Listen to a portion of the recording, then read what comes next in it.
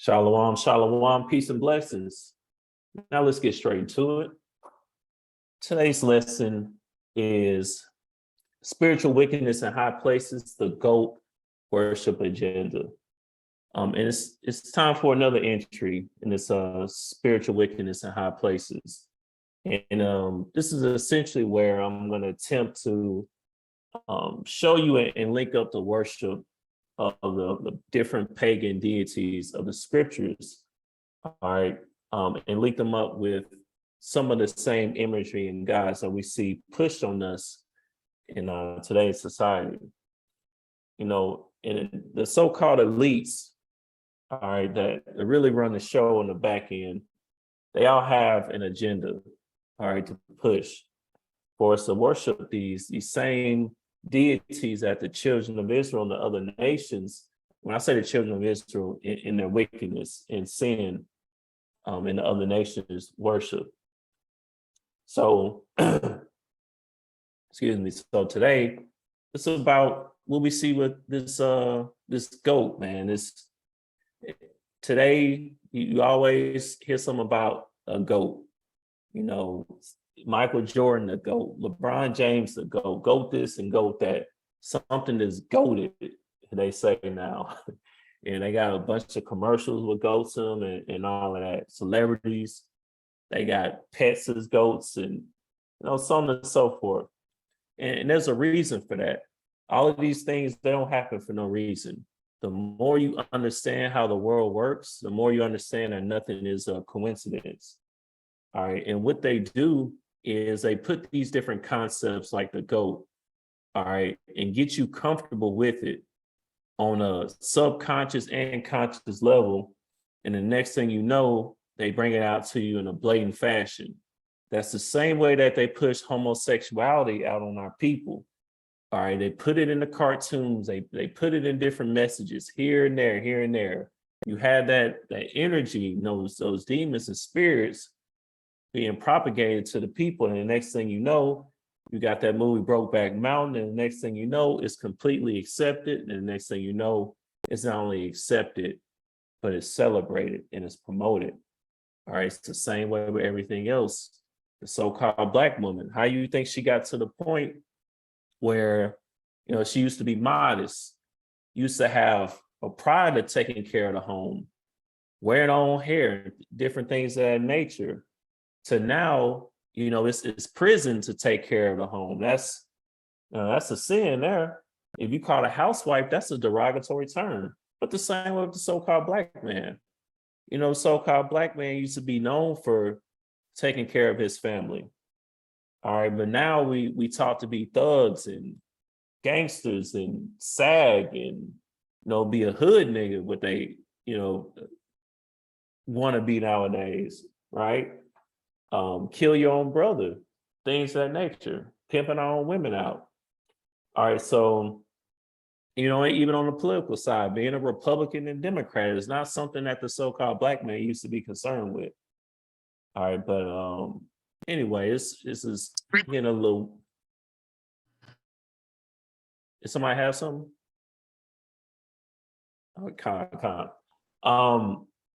Yeah, so it's getting a little winded, so I just want to get back to the point.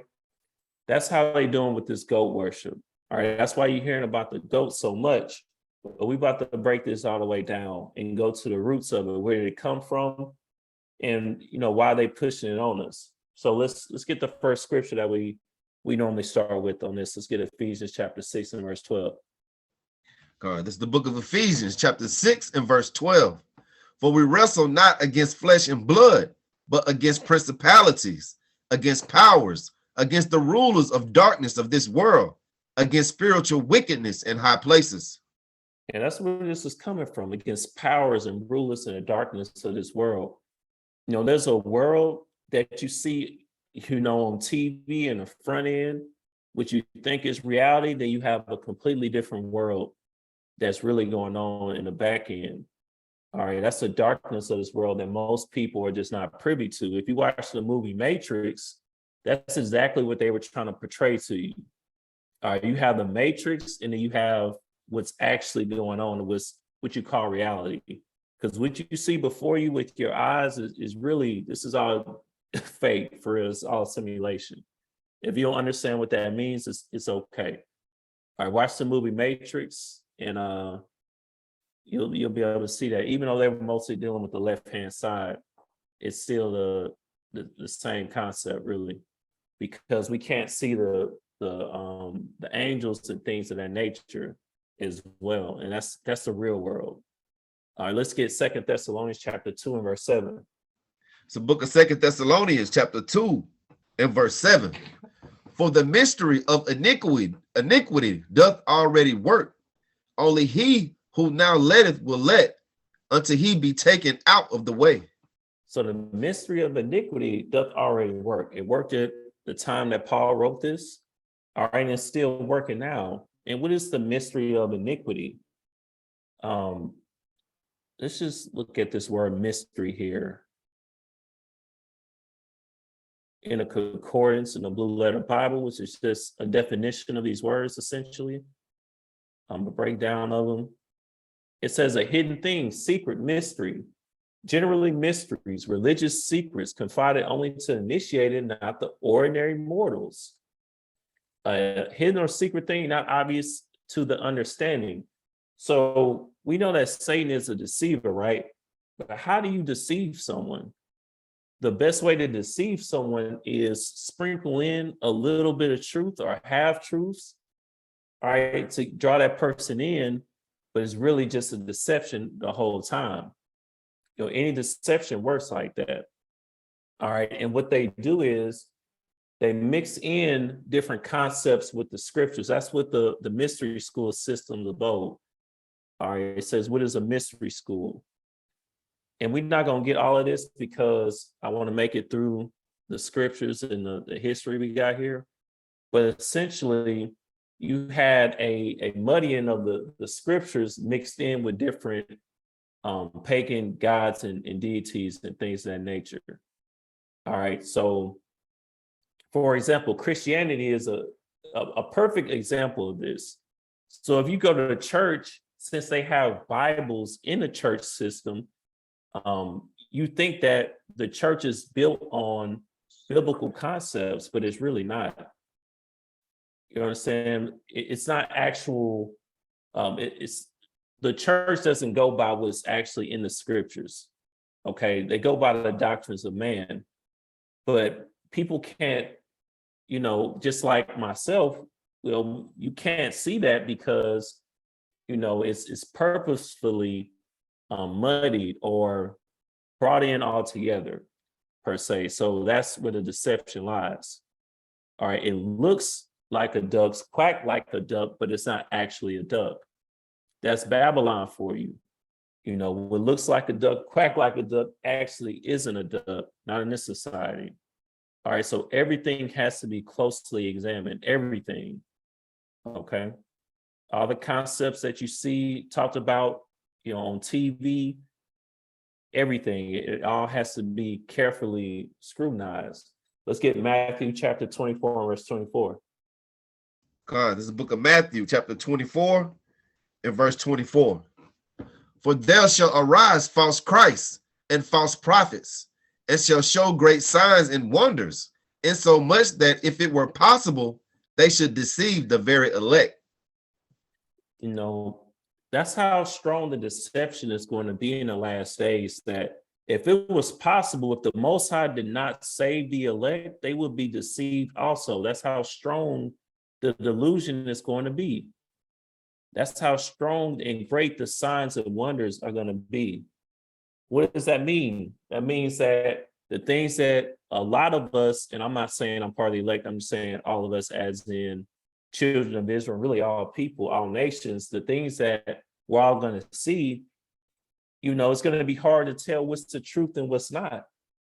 Okay, so that's why we have to, you know, we have to gird ourselves up with the knowledge and wisdom of the scriptures to the best of our ability, because, you know, we want to have that spiritual helmet on, that spiritual shield, our swords, all right, as fine-tuned as possible, so we can create that defense, so we can block out these demons, okay, block out the philosophies of the world. All right. So, and one more thing about the mystery school system, like you have to think about, all demons really are made to mimic the right hand side, and that's what the mystery school system is made to do. Like Christianity, Islam, things of that nature, they have what they call Allah in Islam. You're made to believe, oh, that's just another way to say God in Arabic. No, it's not. That's a completely different deity. If it was the Most High, it would just, you would just worship the Most High in his actual name. Why you need an Arabic name? No, it's a completely different deity that they worship. Or in Christianity, quote unquote Jesus, that's a completely different deity than Yahawashi of the scriptures. And that's how demons work. Think about it, like lust and things of that nature is made to mimic love. A lot of times you think that it's love, is actually lust. All right. So these things are blended together to where only the elect will be able to see the difference. Okay. Now, let's start here. Let's get back to talking about the so-called goat and why we're seeing this in so many places prevalent in society nowadays. They putting it all over the place. Even your boy Kirk Franklin, this gospel singer. I thought gospel singers, I thought they were supposed to be, preaching the word through their, that's supposed to be the message that they preach is the word. But we're going to see even with Kirk Franklin, that's not the case. And I think I paused before. Hopefully I did, because I think this whole thing got to play. Y'all let me know if y'all can hear this. I'm going to play a little bit, and y'all can let me know if y'all can hear it. Nothing. Can y'all hear it? No, Shoot. Okay. Let me see if I can. Yeah. Okay. Cool.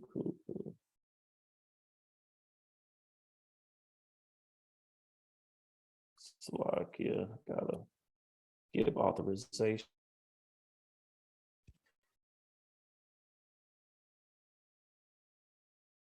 Can y'all hear now?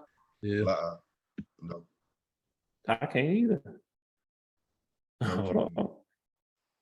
It's put share sound. Let me try this again.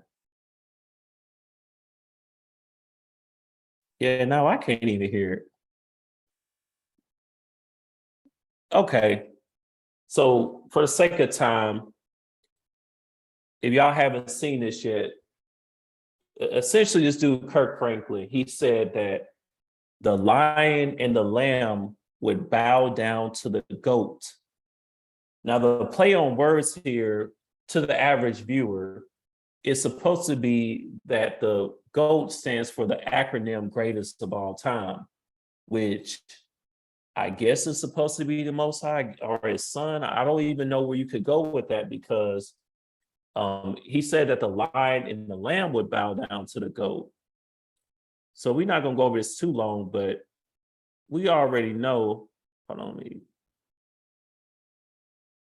let's get Revelation chapter 5, verse 5.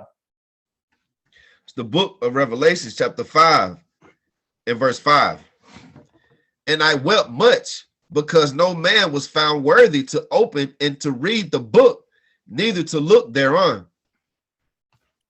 And one of the elders saith unto me, weep not. Behold, the Lion of the tribe of Judah, the root of David, have prevailed to open the book and to loose the 7 seals thereof. So the Lion of the tribe of Judah is Yahawashi, the root of David. Okay. Also, you have, and that's what I believe the scripture was present on the screen at first. You have the tribe of Judah, one of the tribes of Israel, was also likened into a lion. Okay, let's get 1 Peter chapter 1 and verse 19. It's the book of 1 Peter chapter 1 and verse 19. But with the precious blood of Hamashiach, as of a lamb without blemish and without spot. So I mean, we could get like 10 different scriptures here, but the point is that Yahawashi is likened to the lamb without blemish and without spot. So since we know that the lamb has been likened to Yahawashi and the lion likened to Yahawashi as well, either that or the tribe of Judah, or it really is, could be, all 12 tribes of Israel. Why would Kirk Franklin say that the lion and the lamb would bow down to the goat? What was he really saying there then? He's talking about the goat god, that him and all other artists, whether they, when I say all other artists, the actual artists that are signed to major record labels, the quote unquote famous artists, whether that be R&B, rock and roll, jazz, rap, they all have to bow down to the GOAT. Okay. Believe it or not. So including Kirk Franklin. That's why they put things out there like this. Okay, again, it's to hit you in a subconscious level. It's a deception because you have the acronym GOAT, which was also purposefully put out, that energy was purposely put out, these GOAT debates, things of that nature. So that when you hear something like that, you would just pass it off as, oh, you're just talking about the greatest of all time. No, that's not what Kirk Franklin was talking about. Okay, he was talking about the GOAT God that he worships, that goes by many different names in history. In the scriptures, you see Baal, Baal, or just the beast. Also, you got Saturn, Zeus. It's so many different names that this deity goes by, so on and so forth. So that's what he was saying.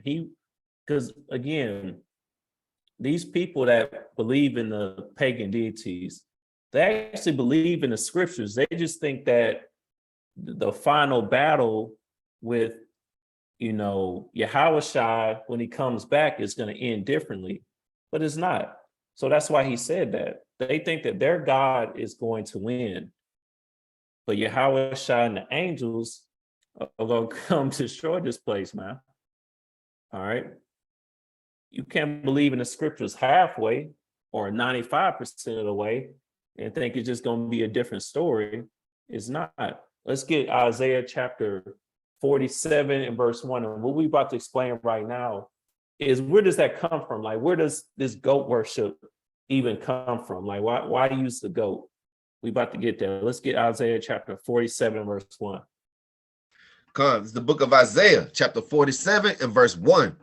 Come down and sit in the dust, O virgin daughter of Babylon. Sit on the ground. There is no throne, O daughter of the Chaldeans, for thou shalt no more be called tender and delicate.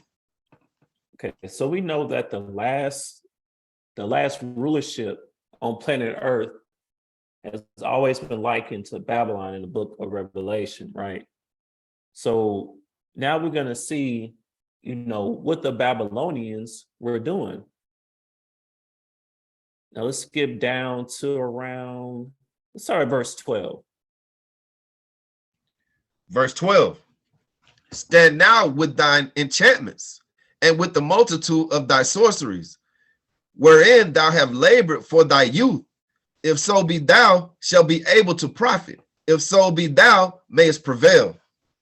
Come on, let's get verse 13. Thou art weary in the multitude of thy counsels. Let now the astrologers and the stargazers, the monthly prognosticators, stand up and save thee from the things that shall come upon thee. All right. So thou weary in the multitude of thy counsels. Let now the astrologers, the stargazers, and monthly prognosticators. Now, a stargazer obviously is someone that gazes at stars. We should know what astrology is, but which links up with a monthly prognosticator. What is a monthly prognosticator? Okay. Well, matter of fact, I'll explain what that is. Let's get the word. Do I already have that right here? Yeah, let's get the word for astrology. Now, monthly prognosticator is just someone that deals with horoscopes. To prognosticate is essentially to, let me see, do I have that? The word prognosticate is just when you, let me just pull it up. Prognosticate.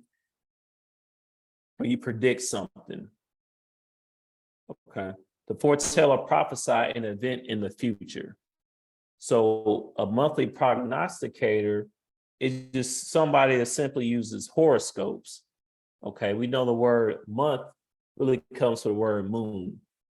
Okay, now this is the word in the Blue Letter Bible, habar, for the word astrology that was used. It says to be an astrologer with heavens, all right, to be a horoscopist, an astrologer. Okay, so what we see here is that the scriptures are condemning the Babylonians and any of the other nations that abide by that doctrine that deals with horoscopes. But don't they push that on our people nowadays? I see little Duval, he always talking about how he a Gemini, I believe. That cat Tyrese got that song about signs, especially so-called Black woman. She ignore you born a certain month. Oh no, you Aquarius, I'm a so-and-so, we can't talk. It's pushed heavy on our people, and it's clear as day being condemned in the scriptures, because if you deal with horoscopes, you are saying that the stars and planets have power and divination over you and how you are as a person. And you're, indirectly, whether you realize it or not, you're actually worshiping the host of heaven. Whether you understand that, believe it or not. Okay. So now let's get the 12 different horoscopes right here. Can y'all see that? Con. Okay, so now what we have here at the top, sign of zodiac, Capricorn, otherwise known as the goat. Okay, the goat. We're gonna get more on where this came from in a second, but that's essentially, where you get the goat worship from. It's all about the hosts of heaven. What Adam and Eve fell at is the worship of the hosts of heaven. That's what they really did. That's what the fruit represented. Okay, the knowledge and wisdom of the left-hand path, which is heavy involvement of the worship of stars and the sun and the moon, so on and so forth. Okay, and by the way, all 12 of the different zodiac signs are all representative of different pagan deities and just different manifestations. Okay, yeah, the Aquarius, the quote unquote Greek god Poseidon. Pisces, you got Dagon, that's in the scriptures. Aries, you got ram-headed gods. The Kemet, that's something they big on. The Taurus, you got the golden calf. Remember, the children of Israel went off after Moses was gone, and Aaron had them worshiping the golden cows. Gemini, you got the god Janus. There's a crab god. Leo, that's where you get the movie Lion King from. On the left-hand path, the Virgin. Where you think you get nuns from? All right. Libra, the scales. There's a different goddess of the scales. That's where you get the Statue of Liberty from. All right. Scorpion, Sagittarius, the archer. Wasn't Nimrod known to be a hunter of men? All right. Don't you got Cupid? They got a little archer on him because he a hunter of men. He the son of Nimrod. All right. So all of these different zodiacs are different pagan deities. So if you adhere to that, then you're a pagan, whether you realize it or not. So if you didn't know that, you didn't understand that, flee from it. If you wish to be a man or woman of the Lord, you got to flee anything involving any of these wicked pagan zodiac signs. Okay. Let's get Romans chapter 1. And then let's get straight to it for purpose of time here. Let's get verse 23. It's the book of Romans, chapter 1 and verse 23. And changed the glory of the uncorruptible power unto an image made like to corruptible man, and to birds, and four-footed beasts, and creeping things. Okay, so it says change the glory of the uncorruptible power into an image made like unto the corruptible man, and to birds, and to four-footed beasts. That's what, you know, a ram is. That's what a goat is, a four-footed beast, and creeping things. All right, like the scorpion we saw. All right, so basically what in the ancient world, what they did, when I say the ancient world, you can just say around the time, you know, where you read about in the Old Testament, so on and so forth. But what they used to do is they would look up in the sky, see the different constellations, and make a god out of them, based on, you know, we got more on this. Let's just get to it. And I'm gonna explain what I'm saying here. All right, so this article here says Capricorn, the ancient Greek myth behind the zodiac sign. Because remember, Capricorn represents the goat. Okay. Also, the sea goat. When you see anything with the sea, remember the other nations are likened to the sea. Okay, so when you see different sea deities, what they metaphorically saying is that this is the gods of other nations. Okay, it's all metaphorical. You got to kind of really look at these things to really pick up on, you know, what the message is. But anyway, as we see here again, the zodiac sign of Capricorn. What does it say here? Symbol Seagull, element Earth, ruling planet Saturn. Now we know Christmas comes from the pagan festival known as the Saturnalia, right? So Saturn is really the goat too. Okay, so if you celebrate Christmas, you really, you know, you're really keeping a goat god worship alive as well. All right, I just want to show that picture. We're gonna get to Capricornus in just a second. Let's get some scriptures first. Let's get Deuteronomy chapter 4, verse 16. And actually, you can read all the way down to 19. It's the book of Deuteronomy, chapter 4 and verse 16. Lest ye corrupt yourselves and make you a graven image, the similitude of any figure, the likeness of male or female, the likeness of any beast that is on the earth, the likeness of any winged fowl that flieth in the air, the likeness of anything that creepeth on the ground, the likeness of any fish that is in the waters beneath the earth. Unless thou lift up thine eyes unto heaven, and when thou seest the sun and the moon and the stars, even all the host of heaven, shouldest be driven to worship them and serve them, which the Lord thy power have divided unto all nations under the whole heaven. So you see, that's what I was saying earlier. You know, the wicked of our people and the other nations, what they do is they look up into heaven, meaning that first heaven that we see above. All right, that's not where the Most High is, as in heaven. But they look up, they see the sun, the moon, and the stars. That's all the hosts of heaven. And they're driven to worship them and serve them. Okay? The Most High gave us the hosts of heaven as a sign for seasons.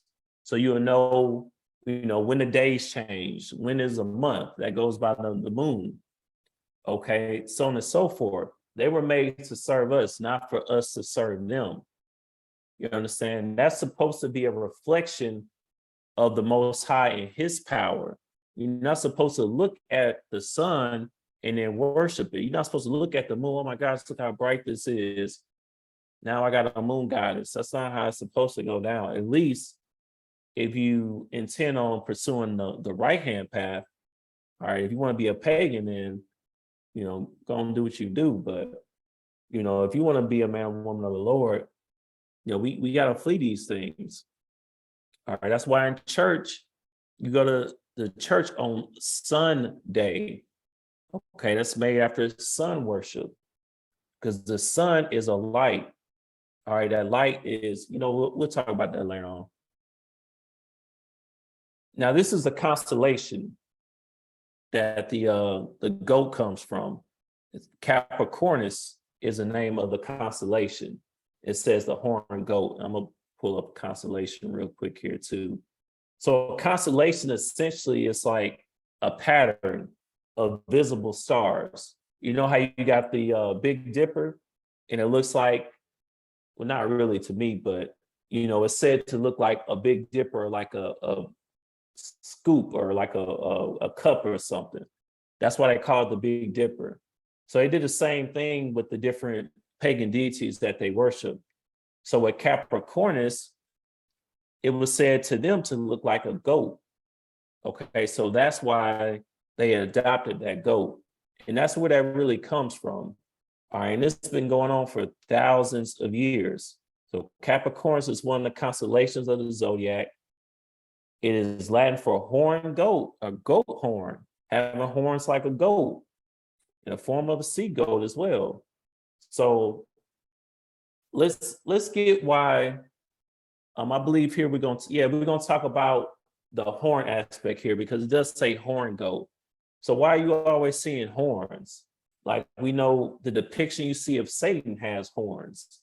Or you see like a lot of different pagan deities, they have horns. Like, why is that? Let's get there real quick.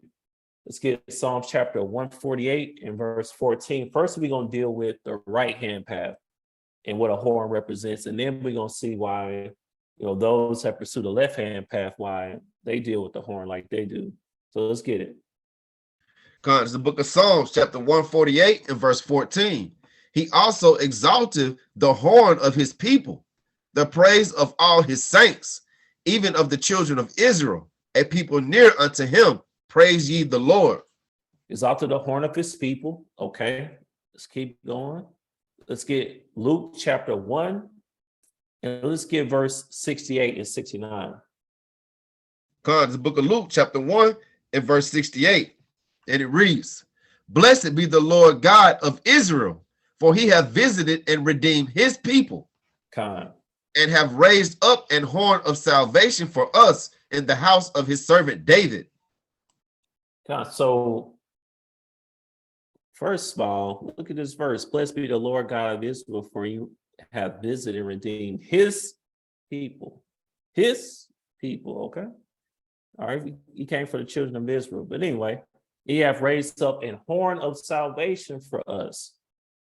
Now, why do we keep seeing that word horn be used, you know, even on the right-hand side? This is the word for horn in the Hebrew, Strong's H7161, which is basically just a definition that scholars kind of came up with here. It says horn of strength, and that's figuratively. So a horn represents strength. Okay, it's metaphoric for strength.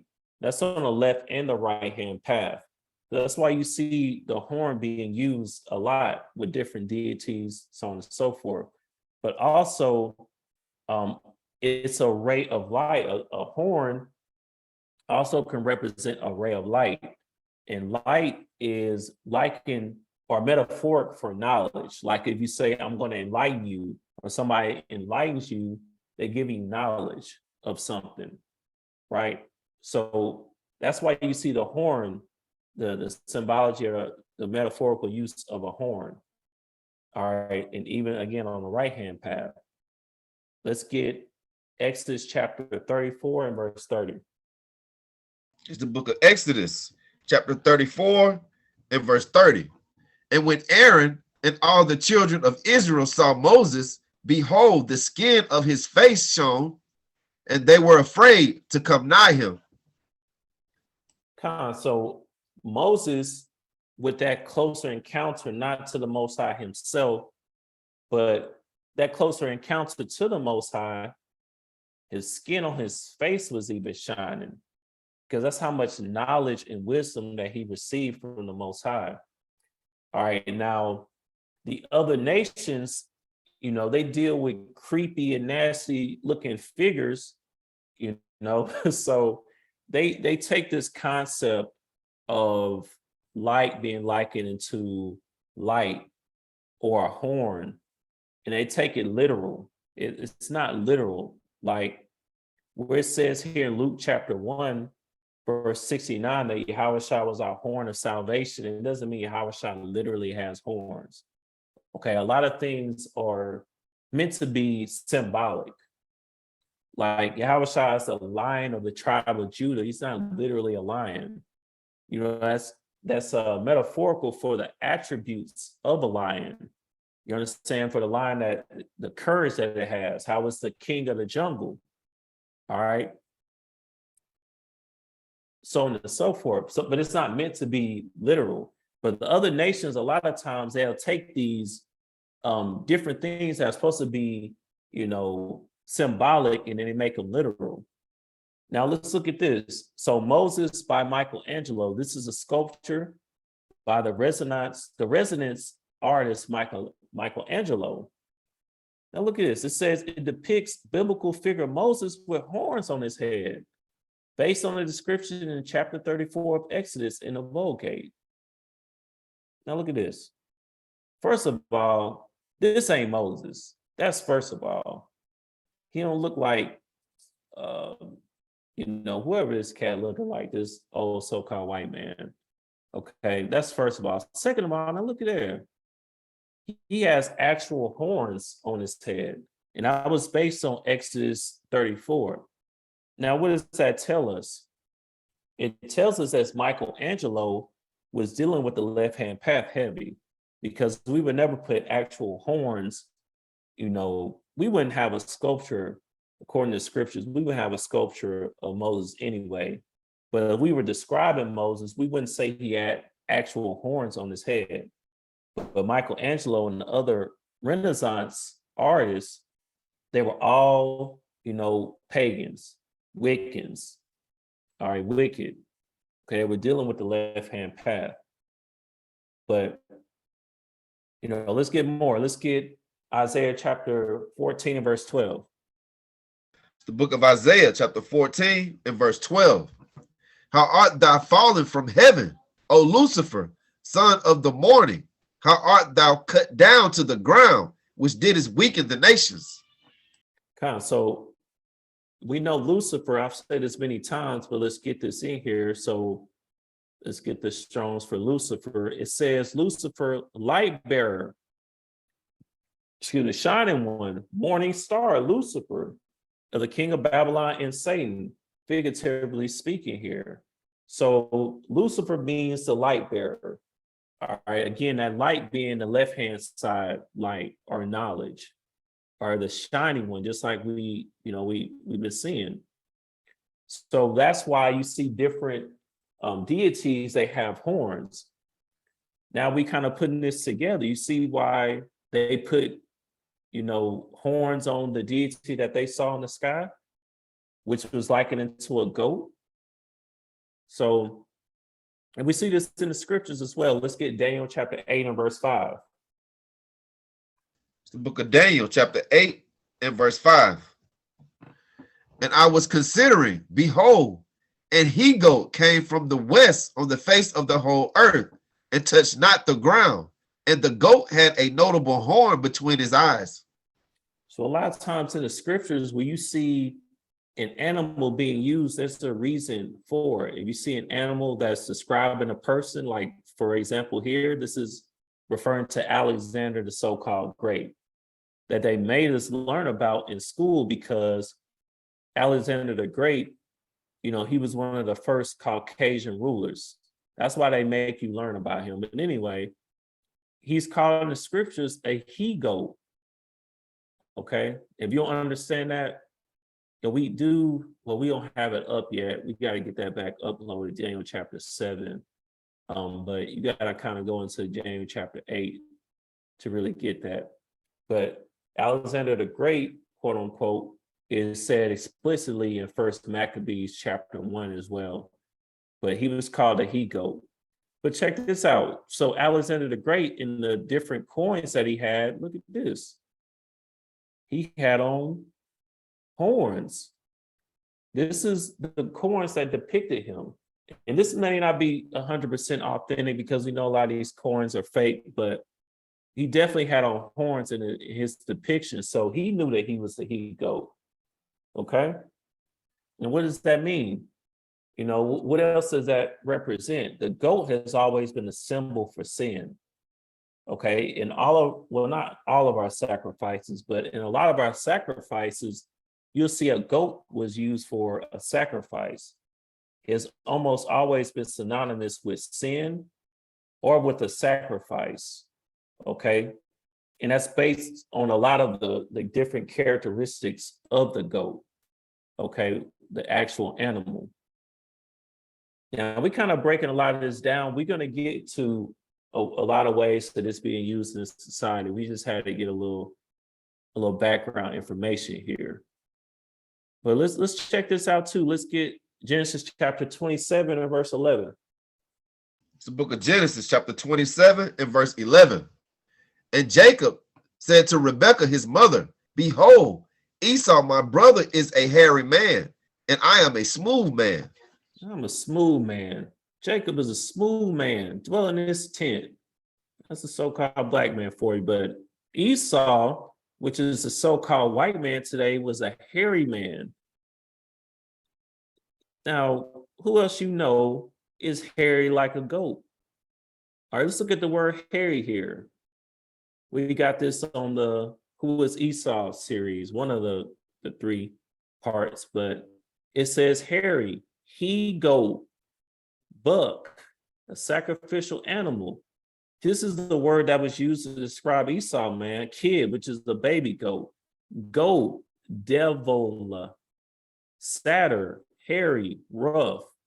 The word rough here is more likened to the word savage.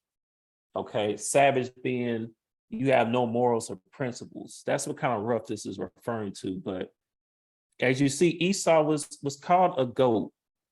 And that's what characteristics that, you know, the so-called white man carries. You like a goat, man. A devil. When we say the so-called white man is the devil, man, we're not just pulling out of nowhere. It's actually in the scriptures, man.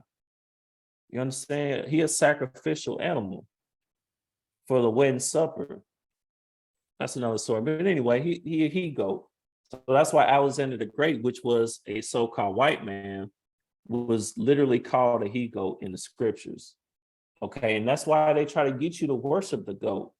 That's coming from spiritual wickedness in high places. The so-called white man knows who he is, who he represents, and he's trying to get everybody else to worship and adhere to the same principles, man. Okay. Now, let's talk about this word satyr here for a second, which is just a half man, half goat deity that never existed. Let's go back to this article here. Yeah, let's go back to this one. Let's kind of scroll down here. This disgusting creature. If y'all recognize this is actually a Saturn. Oh no, well, Kronos is Saturn. It says Kronos around his son Zeus. So KFC actually had an ad where the same deity was eating some chicken. It looked just like this. I got this up here for time's sake. We're not going to touch on that, but KFC was trying to let you know, who they worship as well. But let's go to the Satyr here. So it says Capricorn, the myth of the sea, goat, Pan. So the Satyr Pan, Greek god of shepherds, wilderness and pastures, with a body half man, half goat. And erotic nature is usually depicted with horns and carrying pan pipes. So there's a reason I'm going to this. Now let's talk about it for a second. Now, Pan is a quote unquote god that's still worshipped today. And when I say still worshipped today, I'm talking about in the open. If you ask a Wiccan, they'll tell you that they worship Pan. Okay, I told y'all before, unfortunately, I have a family member where she is openly a witch. She says she's a good witch. And if you were to ask her, she would know who Pan is. So this is out in the open. Like you could literally ask somebody and they'll tell you who Pan is and they worship Pan. Okay, now Pan, if this hasn't hit you yet or you don't know, this is where you get the concept of Peter Pan from. It's from this quote unquote god Pan. It says Pan like nothing more to spend his days frolicking in green pastures, lush forests, so on and so forth. Okay, he was a satyr, meaning a goat, half man, half goat, but it's all based on the same concepts. You understand? Same concepts. That's why he was known to be a goat, from his sexual nature and things of that nature. His sexuality and love of nature has become part of the character of people born under this sign. So also something interesting, if you think about it, it says here that he carried panpipes. Now, wasn't R. Kelly called the Pied Piper? Is that what they called the Pied Piper? That's what he called himself. Pan is also the quote unquote god of pederasty. You know, R. Kelly was known to mess around with younger girls. Also, R. Kelly was born in December as well, which would make him a quote unquote Capricorn. So that's just something to keep in mind there. But anyway, a lot of these things, man, brother's gonna find out a lot of these things are coordinated, whether you know it or not. Oh yeah, I had Peter Pan up here. I'm not gonna read all of this, and we're not gonna talk about all of this. But the point is that this dude that created the story of Peter Pan, he was a Pan worshiper. Okay, he was a pedophile. Like he wrote this right here to a little boy on his 8th birthday. I wish I could be with you in your candles. You can look at me as one of your candles, the one that burns badly. He wrote this to an 8-year-old. This cat right here, J.M. Barrie. He was a pedophile. He worshiped Pan. That's why he, created that concept of Peter Pan. When you worship a god, you tend to take on his attributes, right?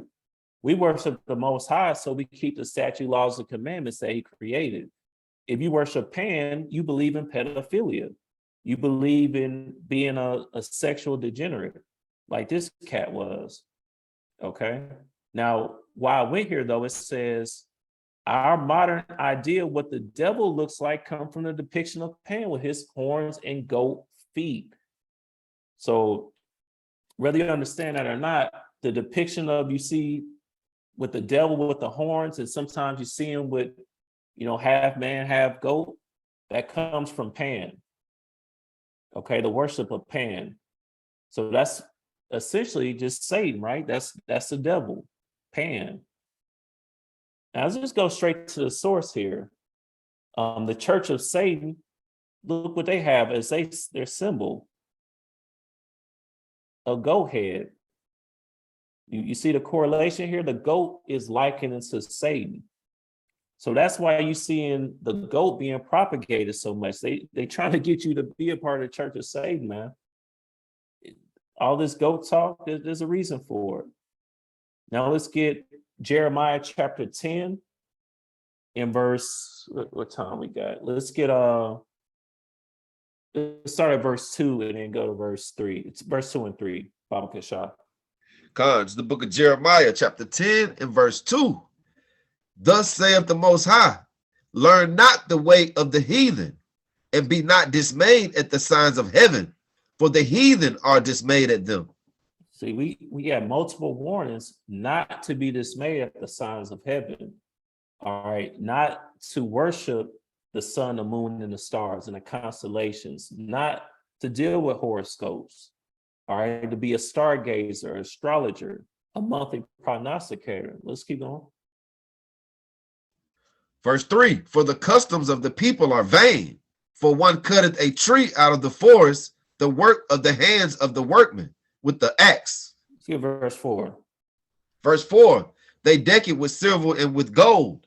They fasten it with nails and with hammers, that it move not. Okay, so now we can keep going, but we know that this is referring to the ancient custom that's known today as Christmas, or this was the ancient custom that became known today as Christmas. Now let's look at one of the more modern renditions of Christmas called Yule. So Yule time or Yule season is a festival historically observed by Germanic peoples Germanic, just people from Germany. All right, scholars have connected the original celebrations of Yule to the wild hunt, the god Odin, and pagan Anglo-Saxon Mother's Night. Mother's Night is the pagan version of Christmas Eve, by the way. So even Christmas Eve is pagan. All right, it's Mother's Night. But anyway, it says later departing from its pagan roots, Yule underwent Christianized reformulation, resulting in the term Christmas tide. You see, this is where Christmas comes from. Now it says some present day Christmas customs and traditions, such as the Yule log, Yule goats, Yule boar, Yule singing. So we can get a lot more on this, all right, because this is where Christmas comes from, but you know, we're not gonna get everything right now. Let's go to this Yule goat and see, let's see what it says here. So it says the Yule goat, Scandinavian and so on and so forth. Let's get the history right here. It says the Yule goat's origins go back to ancient, go back to ancient pagan festivals. This event clearly marks the sun's annual re-entry to the astrological sign of Capricornus. And a kid goat sacrifice was made in honor of the Norse god Jord or Saturn. Okay. So Saturn is the goat. You understand? So if you keep Christmas, you're a goat worshiper, whether you know it or not. I'm just saying that directly, so you know those that have ear to hear, they'll get it. The god of agriculture and plenitude rules this particular sign. Now, what else I wanted to get here? That's pretty much it. You see, this is connected. The goat is connected to the worship of the Norse god Thor. How many Thor movies have we seen came out here? The goat is connected to the worship of the Norse god Thor. They always talking about Thor. Now they just came out with a Thor movie. Why is that? Because they trying to get you to worship Saturn, worship the goat god. All right, they're pushing that energy out on you. So that way, when they come out with it blatantly, you much more likely to accept it. They just water you down over the days, over the months, over the years. And next thing you know, you're gonna think it's all good to worship Saturn. They're gonna make it a cool thing. They start with the quote unquote celebrities. Well, it really start with the movies and the media. They give it to their workers, they celebrities, you know, and they get it to propagate it to the people. And next thing you know, you've accepted it. Now it says Old Christmas right here. This picture, it's who they call Christmas riding a goat. Now, have y'all ever talked to a Mason and they told you that you have to ride the goat to be a Mason? I've literally been told that before. Someone was trying to get me to become a Mason. They said, "For us, time to ride the goat." You understand? All these things have ancient, origins. So when he told me that, he didn't understand that this is, been around riding a goat, but this is where this comes from. Okay, riding a goat is basically initiation ritual that fraternities and Masons undertake when they go what you call pledging, which unfortunately I did myself in past times. Now let's look at this video from Travis Scott. Stop trying to be God. I know we can't hear it for whatever reason, but let's see what Travis Scott is doing. You see that? He riding the goat. Hit me with an ad. We already saw enough. He riding the goat in this video. Stop trying to be God. In this whole video, it's a complete blasphemy and mockery of the scriptures. But if you read the comments, most people, they don't even understand it. They think that he's talking about the Most High. The Most High's name is not God. So these celebrities and politicians and things of that nature, when they say God, don't think that they referring to the Most High. Okay, I don't care if it's Kanye West. I don't care if it's J. Cole. I don't care if it's Kendrick Lamar. You can't trust that they're talking about the Most High, man. That's not how it works. Let's get Matthew chapter 25 and verse 32. It's the book of Matthew, chapter 25 and verse 32. And before him shall be gathered all nations, and he shall separate them one from another, as a shepherd divideth his sheep from the goats. So when Yahawashi comes back in his glory with his holy angels, he's going to separate all nations and separate the sheep from the goat. So why would you want to be dealing with the goat, man? Why would you want to be riding the goat when Yahawashi is going to put the goats on the left and destroy them?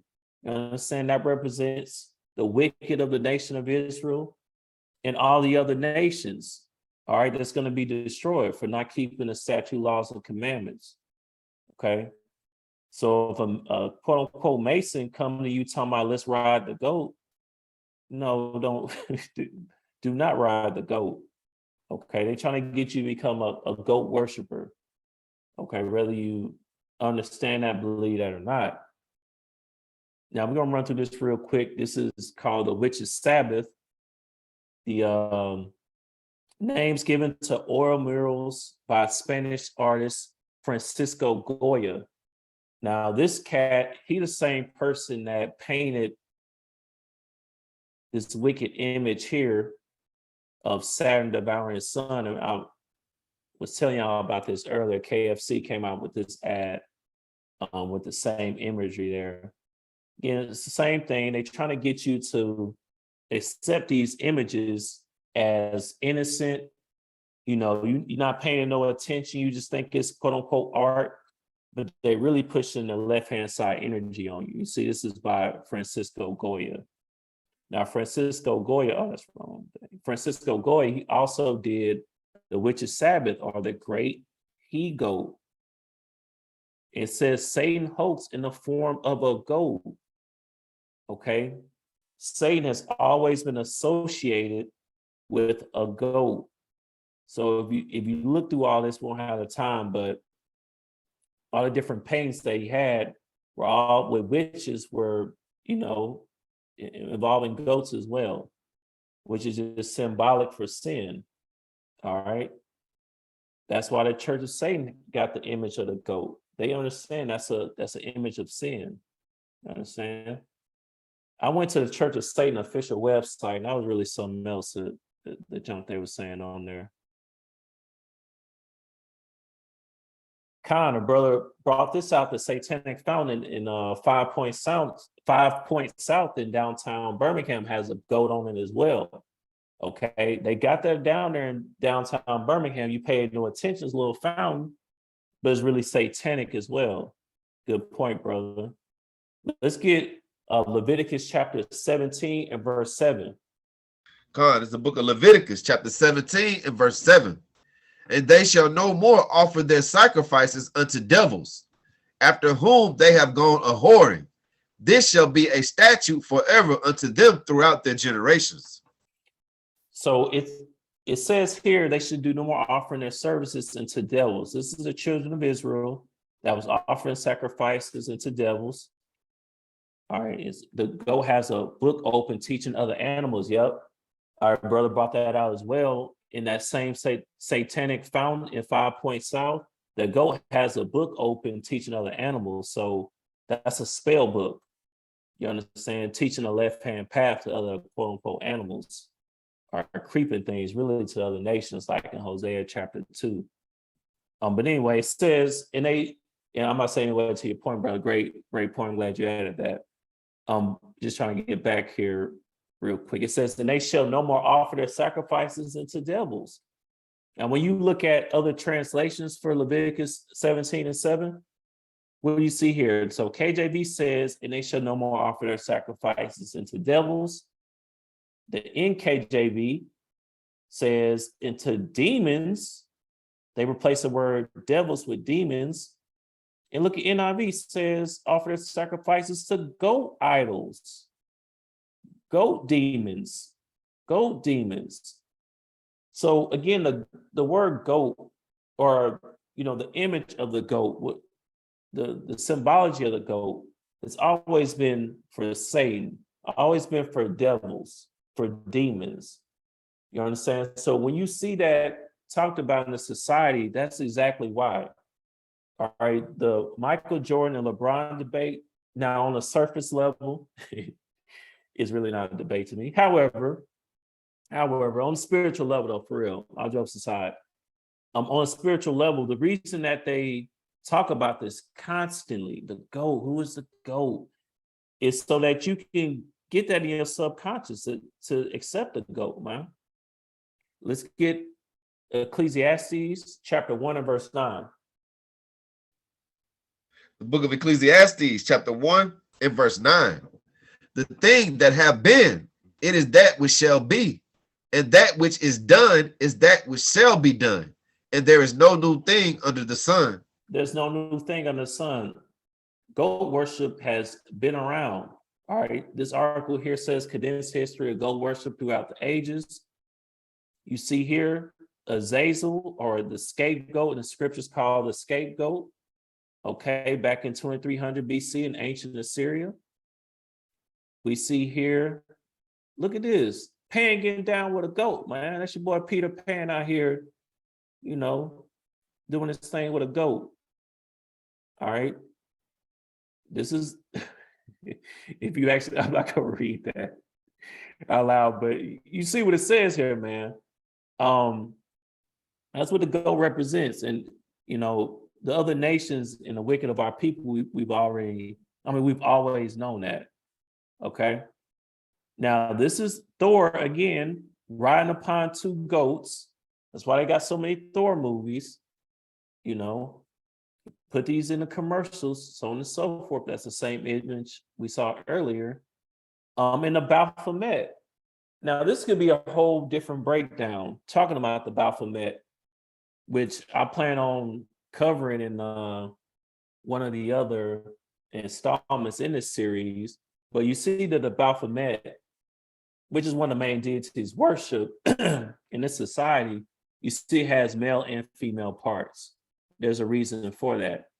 And those words there, salve coagula, if you watch the movie Get Out, you should be familiar with that. That's in that movie. Okay. But what else I wanted to get? Just going through the history here of goat worship. You see, this is Anton Levy, which founded the Church of Satan. Okay. When you see this hand image here, which is, again, I could do a whole separate breakdown on how many different quote unquote celebrities and politicians do that. That represents the goat. Okay, that's not for Texas Longhorns. That's not, you know, some that represents any right-hand side energy. I understand? Let's get Revelation chapter 13 and verse 18. It's the book of Revelations, chapter 13 and verse 18. Here is wisdom. Let him that understandeth count the number of the beast, for it is the number of a man, and his number is 666. So that's 666. So 666. You're gonna see that, you know, all over the place now. Like that could be its own separate breakdown. I've caught so many 666 like on commercials and TV shows and things like that. Like they always doing it. Why? Because they pushing that energy of the beast on you. Okay. And your subconscious, we're really in your spirit. It's psychological warfare. You understand? This is spiritual wickedness in high places. They can't tell you all of these things up front yet.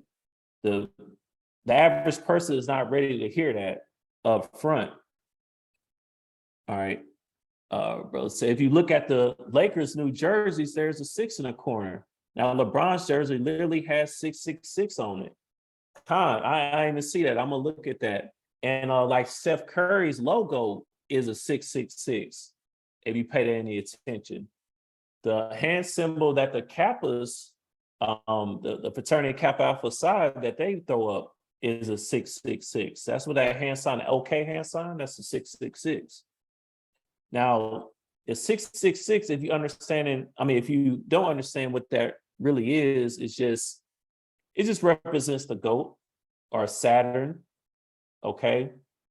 It says here, Saturn in Chaldee or in Babylon essentially is pronounced Satur, but every Chaldean scholar knows it consists only of 4 letters, thus STR. This name contains exactly the apocalyptic 666.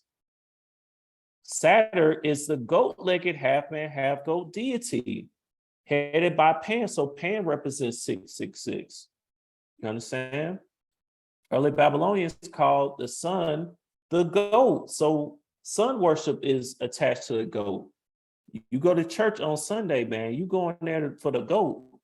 You think you're going for the goat, the most high, the greatest of all time, but you really going there for the goat. You understand? And said that the goat god was the sun god. You understand how this all linking up, brothers and sisters? Like this is, all left-hand path energy that they propagate in society. And we haven't even got a chance to get to a lot of different things because most of this was about the history on it. Now I found this commercial. This is pretty interesting. It's 2013 Super Bowl commercial. Look how many views that it has. Now I know I just happened to stumble on this today, but that's just kind of interesting. It has 666,000 views. But anyway, that's why you're seeing so many goats in commercials. It doesn't make any sense, bro. Like, what does this have to do with Doritos? Why they always have goats now? Like the Disney commercial, they talking about they got all the goats. Disney has all the goats. That's what this broad here, woman here is saying. They got all the goats. And we know Disney is known for pushing demonic and satanic energy on people. Look at this. What does this have to do with Disney? These cats got a boardroom full of ghosts. Look at this, man. That's exactly why. I got ghosts flying. All in them. Look. It's getting blatant, man. It's getting blatant.